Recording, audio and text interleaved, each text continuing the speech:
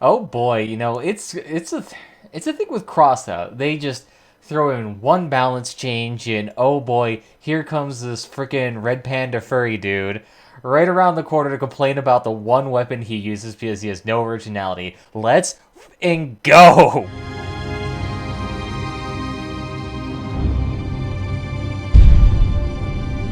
So yeah, I'm a bit late to this, but there has been a couple of proposed balance changes that were going on in the PTR, which means they could potentially end up in the live server. So I think it's actually a bit worthwhile to actually take a look at this, especially considering that all of the other newsworthy events that have been happening in Crossout have been like random tidbits of lore. So let's go ahead and dive right into this. And of course, there's always going to be a link to this down below. Although, knowing you guys, you probably all have read this extensively and have messaged me on Discord, in which I have probably not found it. But yes, let's go through. So, of course, the little boy getting durability reduced by 7%. That's fine. I mean, cannon's really high, so being able to strip them easier, that's fine. Damage reduced by 7%. Alright. Not too much to know about there. I know shotguns tend to be a pretty nuisance at low power score, so we'll see how that turns out. But the Phoenix, reload time reduced by 10%, and now the crossbow reloads faster. Well, I'm guessing that's what reload time reduction does. I mean, that's alright. The thing is, though, that's not really going to change Phoenix and make it a notable part, because the thing is that Phoenix kind of has more of an issue with the fact that its damage just kind of sucks, and that it's...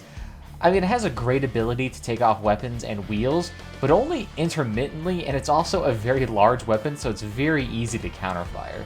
So it's not really a great thing to go on here. The autonomous drone Yogwai. Drone's durability is increased by 50% to increase the survivability and correct for a short lifespan in combat conditions. Yeah, that was going to make sense. Whenever I was testing this out initially when the season started, I always noticed about how it was just incredibly brittle and how it basically died instantaneously. I mean, the most minor amount of damage would have destroyed this, and that's kind of an issue with all drones. But when you make the drone unable to really move a whole bunch, okay. Capcan. Mine fire rate reduced by 25%. Now the rope doesn't attach to fast vehicles that much. Well, that'll be interesting to see how that turns out. I know they recently had a change where fast and fat vehicles would be able to break free from the cap can occasionally, but now I'm guessing vehicles that I'm guessing are like above 70, 80, 90 kilometers an hour might no longer be able to be attached. I'm just curious as to like what the reference or what the range is for that. But it seems that the general trend is that Capcan is just increasingly getting more and more nerfed, which kind of makes sense. This weapon, this little part here, has been kind of a mandatory on combat vehicles ever since its inception. So, I mean, the fact that they're kind of reducing it to make it more in line with everything else kind of makes sense. It's been one of the most overvalued things in this game for ages. Caucasus, oh. Do I even want to read this? Because it hurts me so bad. Optimal and maximum range of fire reduced by 30%. Stab me right in the heart. My god, why would you do this? The thing is that the Caucasus were not really terribly powerful weapons to begin with, especially since they nerfed the durability of them to be in line with the average machine gun, while still maintaining this ungodly huge model there that made it incredibly susceptible to counterfire. I mean, this is just going to make him worse. I mean, sure, very rarely do I use Caucasus at their incredibly long fire rate range, but the fact is, now I can only use him at its brawl range, and with its incredibly slow turn rate, and its very low amount of fire, and its very low HP, the Caucasus have just become basically a very, very, very crappy version of like a Piercer. Because no longer do you get the range of a... maybe say a Vector or a Spectre, now you just get the range of... I don't get this. I don't get this. The only benefit is that you have the Hans, which gives you an extra 5% on your range, but that's still, I'm going to reduce this down to 25%, and... oh my god. I mean, was there an issue with the Caucasus sniping? Was it like someone trying to snipe with a Caucasus versus a Tsunami, and somehow the Caucasus was coming on top? Is that the reason why here? Is there like some weird niche build that I am completely unaware of that is just wreaking havoc at power scores? Because if that is the case, let me know, because I rarely see these things around here, and I'm the only one that plays with them. Oh, whatever. The Cabin Dusk. The bonus damage from the perk is reduced from 30% to 20%. Yeah, that's gotta make sense. When I first saw it being increased to 30%, which is some of the highest damage boost in the game, I mean, I think even the humpback at maximum damage gives you, what, 25%? 20%? So the fact they reduce it down to 30, I mean, or down back to 20, that's more in line with everything else there. I guess it just mostly depends on how often you can keep up that damage perk.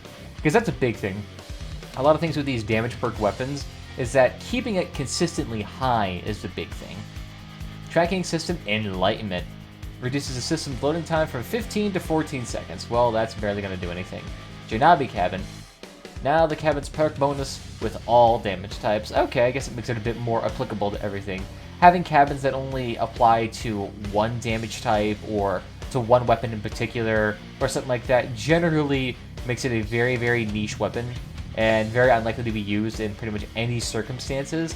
Something more generally applicable weapons might be a good thing as long as they don't really kind of infringe on other cabins' territories per se. The Fuse launch. So the number of launches increased by 2. I'm not really sure that's really going to increase it a whole bunch, but I know a lot of these drones tend to burn up their reserves real quickly, which is strange considering that these drones can easily die and they don't do a whole lot of damage nowadays. So I guess it could be pretty interesting. My guess is it'll be different for console people, but we'll try it out. Radar Verifier. Reload time increased from 30 seconds to 35 seconds. Interesting. Were people really using the Verify that often? To the point where a nerf to it was kind of justified? I guess maybe in Clan Wars, but I can't even imagine in regular battles that ever being coming out, but okay. Chassis Omni. Turning radius reduced improves surface grip, and now each chassis consumes 60% of power instead of the 19 power earlier. Okay, I'm assuming they're talking about the Omni wheel and not the actual chassis, because the chassis implies a cabin. But yeah, okay, I guess it makes sense. Turning radius reduced and surface grip, and instead of the 19, yeah, I guess that makes sense because those wheels were really awful when I was trying them. Plus, the driving on them was just so ungodly stiff. It felt like I was driving an RC car, so the fact they're improving it is going to help out a lot with it. I can see that. Improve these tracks are becoming less twitchy. Same thing with the Omni, too. So that'll be interesting to see how that turns out. My guess is that's a lie. Cabin Cockpit. Now the maximum bonus perk is 50%. Didn't it used to be like somewhere in the 140% range? So, oof, that's a substantial nerf. Now each booster installed gives more damage bonus. 4 instead of 3, 8 instead of 16, 13 instead of 11. Okay, so you can reduce the amount of boosters you need by like 1 to get maximum. Okay, cool. I guess it's somewhat usable for more people, but I really don't think a whole lot of people were using this cockpit. Unless you're trying to do something like weird with the boar build, but again, you can't do that if you're working the cockpit. I guess maybe with melee weapons you could try it out, but I mean, who's using it? It's a very, I've never seen it. Any sort of ramming-based builds are incredibly rare, and I can't imagine them ever being useful in things like PvP or Clan Wars. But, alright, cool, I guess to prevent the one niche, one-shot instances people probably experiencing. Cabin Favorite. Now, in order to charge the perk, you need to drive 20% less distance. Okay, that makes sense, because they did substantially nerf it last time. And the duration of the perk has been reduced from 3 seconds to 2 seconds. Oof! Oof! So you get 33% less time, but you only have to drive 20% less distance. So overall, the Favorite has been nerfed substantially more yet again, probably reducing its effectiveness by like another 10-ish%. So dang. And here's the big hover changes that everyone was complaining about. I saw 1,000 freaking YouTube videos about this whole thing. But the tonnage increased, okay, substantial, so you probably only need about half the hovers. Power consumption increased by probably nearly double, but from 8 to 14 for the 4 version. Durability increased a little bit, okay, so that makes sense since you won't have as nearly as much. And increases chassis inertia. Okay, so that makes it harder to do pivots left, right, and center, so you become more of a flying saucer instead of a agile little dodging machine. So I'm curious how that'll actually play out, because that goes in complete stark contrast to most people's playstyle. But to be fair, the incredibly easy dodging playstyle that was common at lower power scores and mid power scores with hovers was very cancerous, so I can see this being a big help, especially to newer players. Now, installing hovers on a vehicle with any other chassis except mechanical legs reduces the height of the armored vehicle above the ground. Nice! So this will stop people from abusing this mechanic of just like adding on random tires to increase your tonnage while not adding on additional hovers that will reduce your power significantly. So that'll be a great thing to actually see. Now for the Icarus 7 here. Tonnage not nearly as much, power much less. Durability up a little bit, and chassis inertia. So same thing, but just lesser. So it's still meant for the lighter version. Okay. Okay. First of all, we would like to agree with the opinion of many players that U wheels and other chassis that don't touch the ground on vehicles with hovers needed to be corrected. We also revised the parameters of hovers to make it easier to gain the weight limit on many cabins. At the same time, the dynamics of such builds should not significantly decrease. We also may notice now Icarus 4 becomes preferred option for heavy tank builds.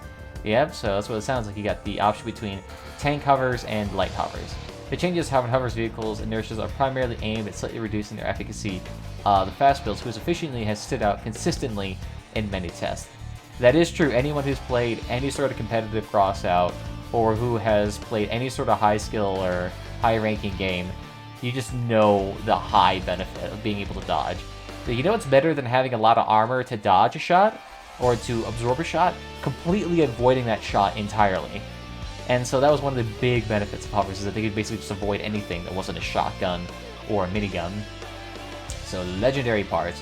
The Reaper, maximum spread in motion reduced by 10%. Okay, not really much to note about, but at least it makes it more useful on like leg builds. The Kaiju, reloading time increased from 2.5 to 3.8, so that's pretty significant there. That's probably what? An extra half? An extra 50% on the reload time there? I mean, it's not too bad. It's not going to make it like completely unheard of, but yeah, you're definitely going to have to like poke out, shoot your load, and then run away for a lot longer. So your effective DPS is going to be way less, but it's going to incentivize way higher skillful choices, and maybe sure you're just not throwing it out into the ether. That'll be interesting. Now when dealing damage, the drone reduces the cabin power by 5% instead of 6%. Okay, so not much of a change that's really going to reduce anything per se, especially considering that the Annihilator, the main downside for that is its low HP and very low damage. So having it's reducing cabin power, I mean, sure, it's going to reduce its effectiveness as a support weapon, but it's not really going to do a whole much. And the Jibuko. Now the mine layer has a limited ammunition, 18 pieces. This is in which the attached wire breaks by 50%. Okay, so that's not the worst thing. The fact it didn't have ammunition prior, I didn't even know that, but I guess I just wasn't paying attention to it. But that's actually kind of interesting. Now it actually breaks at only half the distance, so it's going to be way less useful. So I actually wonder if this means it'll still be competitive with the cap can. But we'll have to see. Still, things like this, the main benefit of them is that they can still disrupt movement and disincentivize going into certain areas. And if you pair it with allies that may be ramming, or that may be pushing around, or trying to do dodging around, this could still be a great benefit here, but we'll have to see how that actually pans out in terms of testing, and if whether or not these things can actually hit the live servers, because as you remember, these things are only beta tests, so they may not even hit the live servers. But they also have a little update here of the adjustments to the public test server, and mostly turning a few things here. So the meat grinder, which I don't think was touched in the last one at all. So the turning radius on this has been reduced a little bit, so it has tighter turns to be able to turn around faster. And its chassis' longitudinal traction has been improved. So what that means, it's traction going forward, and so it won't be able to slip and fall as much. Okay. I mean, the main thing with the meat grinders is they've always been very sluggish, and that they've always had issues with, how would I say this? I mean, I guess kind of like a rocking motion, or whatever, you're only using 2 meat grinders. The ability to just kind of like abruptly stop and then wiggle your car back and forth, that was always a big issue with the dexterity of the augers. Now with the hovers, it looks like the power consumption has gone down a little bit, with the weight limit going down as well.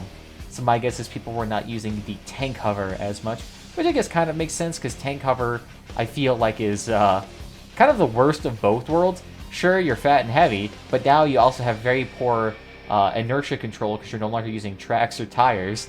Not to mention, you don't have very high speed, so what's the benefit? Yeah, sure, you avoid damage and you're able to kind of like float around and deal some stuff, but you'd be super susceptible to pushing. Yep, that's universal across both Icaruses. Next, the cabin. This fixed above with purge to not affect all damage types. Okay, so it's just a bug fix. Now the ammunition, so they just a couple of bug fixes here, really. Oh, and the Kaiju, its weapon recoil increased by 50%. I think its weapon recoil, though, was that substantial to begin with, not to mention that it's always on bigger builds, so is it really going to do a whole bunch? They've increased the energy consumption by 1 point. Oof. Really making that thing basically a single vehicle chassis at all. Now the projectiles have a certain flight time to them to reach the target. Previously, they hit the target instantly. Oh, wow, they used to hit him instantly? Oh, dang, son, that would be absolutely fantastic for sniping, then. Interesting. I mean, I know, like, some of these plasma weapons can have some really, really fast flight time, but now they had made it extended a little bit longer so that it's not nearly as unbeatable. Okay, that'll be pretty good. Because I'm imagining this on hovers, now it's going to be a little bit less appealing. As to whether or not it'll decrease its domination, that'll depending, but I don't know. Overall, it seems to be pretty good in terms of changes. I'm still incredibly miffed about the changes to the Caucasus, because why would you nerf it this much when it's already in a very poor position to be... Like, I'm curious as to what the statistics are on this. Or if, like, some dude in upper management's like, you know what? This Red Panda brother trucker here, we got to make sure that he is not having any fun whatsoever here. Just, stop your shit. But whatever. I'm not too worried about it, because I'm still not going to be playing this game for probably another 70 days until the event's nearly over, because who would do anything else? Not to mention I've gotten back into WoW, but that's a topic for a different time. You can ask me that during stream, so I want to thank you all for joining this evening. You had fun. Whatever platform is your favorite, you all know the drill beyond that. And if you all have comments about these latest patch notes here, leave it down below. Let me know what you guys would actually like to see, any changes you'd like to see as well. But beyond that, I'll see you guys next time. Bye-bye.